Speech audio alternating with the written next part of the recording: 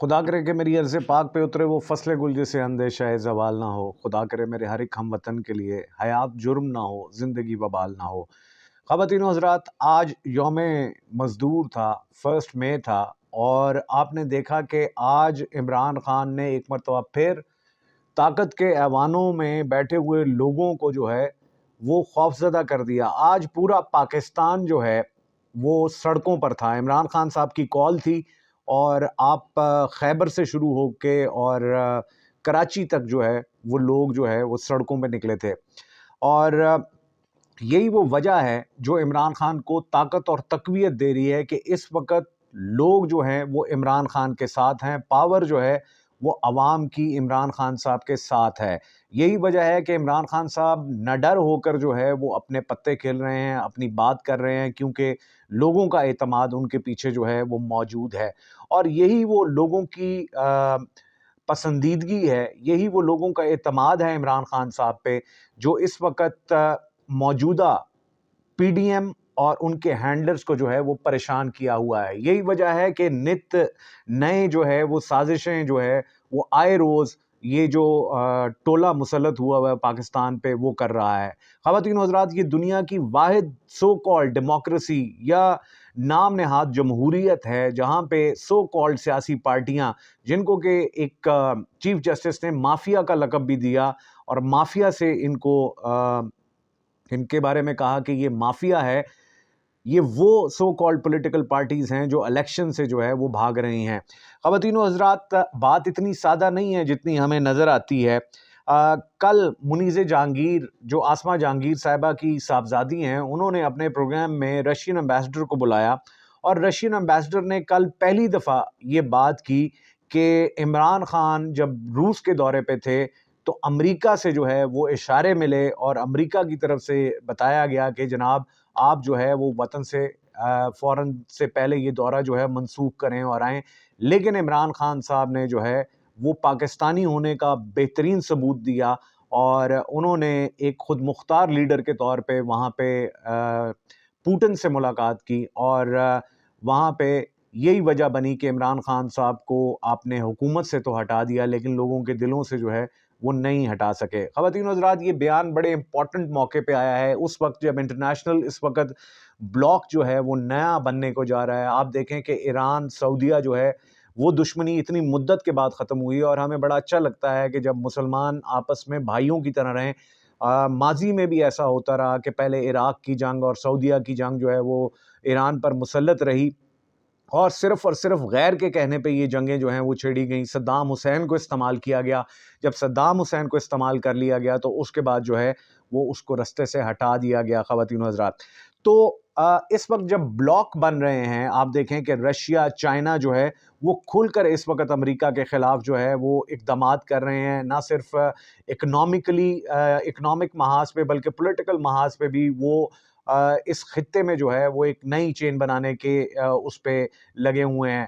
تو ایسے موقع پر جب امریکہ افغانستان سے جا چکا، اور اس وقت امریکہ جو ہے وہ پاکستان پر اپنا زور زبردستی کرنا چاہ رہا ہے اپنے ان ہینڈلرز کے ذریعے جو یہاں پر موجود ہیں، وہ کبھی بھی یہ نہیں چاہتا کہ پاکستان میں کوئی ایسا خوددار لیڈر آئے، کوئی ایسا طاقتور لیڈر آئے جو امریکہ کو للکار سکے۔ خواتین و حضرات، ہماری تاریخ انفارچونیٹلی اس گند سے بھری پڑی ہے۔ 70 سے 75 سال جو ہم نے گزارے وہ انتہائی شرمناک تھے، اور وہ شرمناک اس طرح سے کہ ایک طرف انڈیا اور ہمیں ساتھ آزادی ملی، لیکن آج تک وہاں پہ مارشل لا نہیں لگا۔ لیکن بدقسمتی اس سبز ہلالی پرچم والے ملک کی یہ رہی کہ یہاں پر کوئی بھی وزیر اعظم جو ہے وہ اپنی مدت جو ہے وہ پوری نہیں کر سکا۔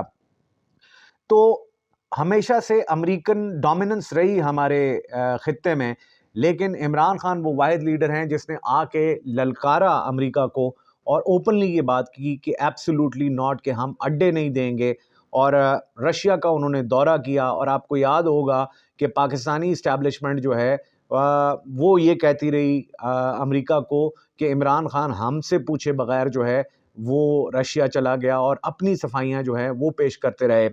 ان کو عمران خان کو ہٹانے کا کچھ نہ کچھ صلہ تو یقیناً مل چکا ہوگا مٹیریل سپورٹ میں، لیکن عمران خان جو ہے وہ مزید طاقت بن کر، مزید पावरफुल बनकर जो है वो पाकिस्तान की सियासत पर इमर्ज कर रहे हैं। ख़वातीन हज़रात, ये रशियन स्टेटमेंट जो है ये बड़े अच्छे मौके पे आई है, और इमरान खान चूँकि इस वक्त इलेक्शन की डिमांड कर रहे हैं, और आज जिस तरह लोगों का समंदर था, सुनामी था रोडों पर इमरान खान की एक कॉल पर, वरना इससे पहले भी आप देखें कि यौम मज़दूर होता रहा, फर्स्ट में आती रही, लेकिन जितना पुरजोश आज लोग थे और जितना इमरान खान का उन्होंने साथ आज दिया, इससे पहले यौम मज़दूर पे इस तरह के मंजर जो है वो कम देखने को मिलते हैं।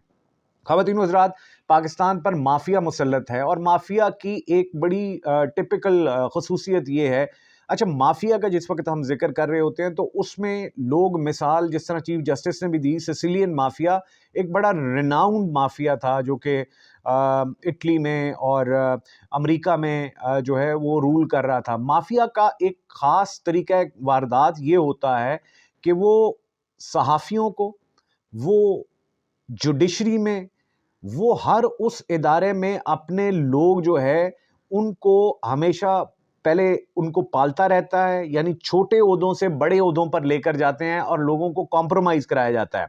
नून लीग की तारीख हमेशा से ये रही है कि आप देख लें, जस्टिस कयूम वाली ऑडियो आपको याद होगी कि ये हमेशा जुडिशरी पर असरअंदाज रहे, हमेशा से जजेस को अपने साथ मिला के जो है वो मामलात करते रहे। और फिर माफिया का अगला हथकंडा ये होता है कि ये लोग अगर आपके खिलाफ बात करेंगे तो फिर या तो आप उनकी कोई वीडियोस लेके आ जाएंगे या कोई ऑडियो कॉल्स लेकर आ जाएंगे, यानी उनको ब्लैकमेल करने के तरीका वारदात जो हैं वो होते हैं। ये बात करने का मकसद ये है ख़वातीन हज़रात कि एक तरफ तो अमेरिकन एजेंडा है, जिसके हवाले से कल रशियन एम्बेसडर ने भी इशारा दिया कि इमरान खान जो है उनको अमेरिका ने वापस बुलाया।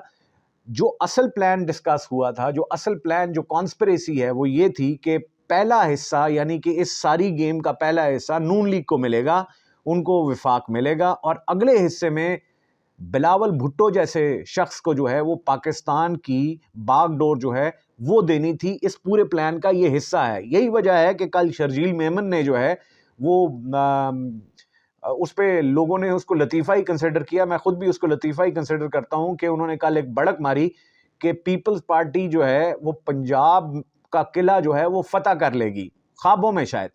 लेकिन उन्होंने ये बात ऐसे नहीं की, क्योंकि कागजों पर प्लान जो है वो यही है कि बिलावल भुट्टो को वजीर आजम बनाना है। अब बिलावल भुट्टो को अगर वजीर आजम बनाना है तो उसके लिए पंजाब जो है उसका वो किला जो है वो फतह करना बड़ा जरूरी है।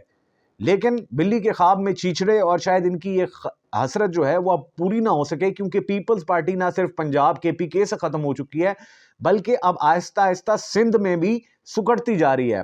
ख़वातीन हज़रात, जो इस वक्त सिंध का हाल है, सिंध के आम लोगों का हाल है, वो पुरसाने हाल ही कह सकते हैं कि इस वक्त अगर कोई किसी सूबे को इनकलाबी इक़दामात की ज़रूरत है तो वो पाकिस्तान में सिंध का सूबा है, जिसके लोग जो है वो अभी तक बहुत ज़्यादा पसमानदा हैं, और उसकी वजह ये माफिया है।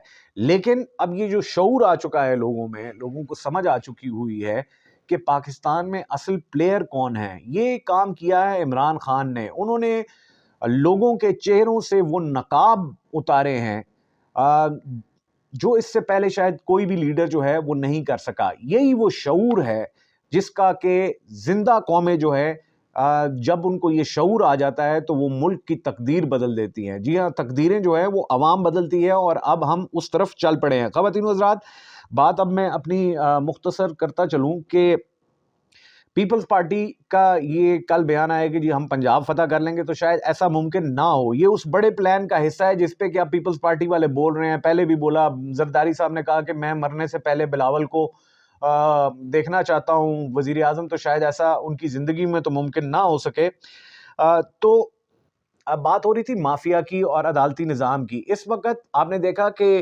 कंट्रोवर्सी है हमारी सुप्रीम कोर्ट में। एक तरफ आइन के साथ चीफ जस्टिस और उनके साथ जो है वो 8 जजेस खड़े हैं।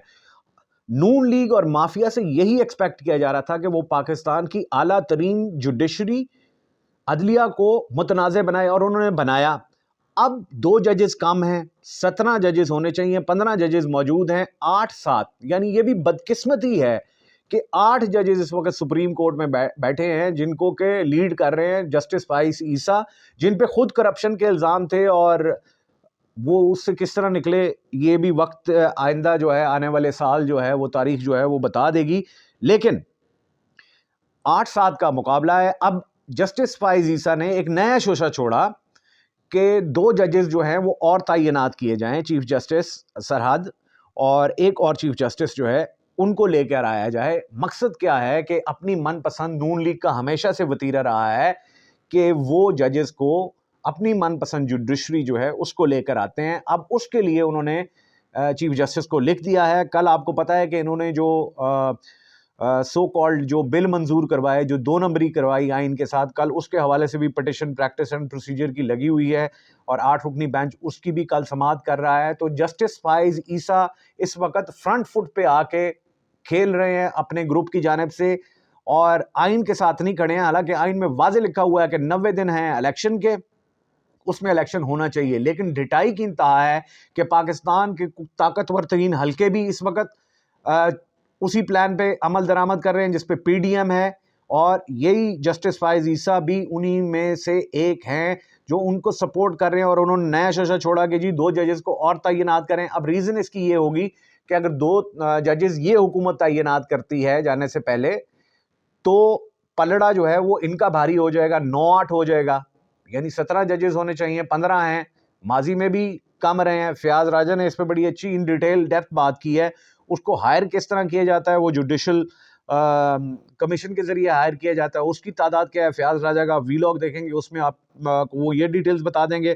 خواتین و حضرات، اب معاملہ یہ ہے کہ عمران خان نے آج طبلِ جنگ بجا دیا. آج انہوں نے کہہ دیا، فائنل وارننگ دے دی کہ مذاکرات، میں پہلے بھی کہتا ہے کہ یہ صرف نام نہاد مذاکرات ہیں. نون لیگ جو ہے وہ منافقانہ کھیل رہی ہے اور ان مذاکرات میں کچھ نہیں رکھا. اب کل فائنل راؤنڈ ہے، لیکن عمران خان نے پہلے ہی اعلان کر دیا کہ اگر 14 مئی سے پہلے حکومت جو ہے وہ نہیں ختم ہوتی تو پھر معاملات جو ہیں وہ روڈوں پر ہوں گے. آئین اگر نہیں ہوگا تو لوگ روڈوں پر ہوں گے. دوسرے لفظوں میں انہوں نے انقلاب کی کال دے دی ہے.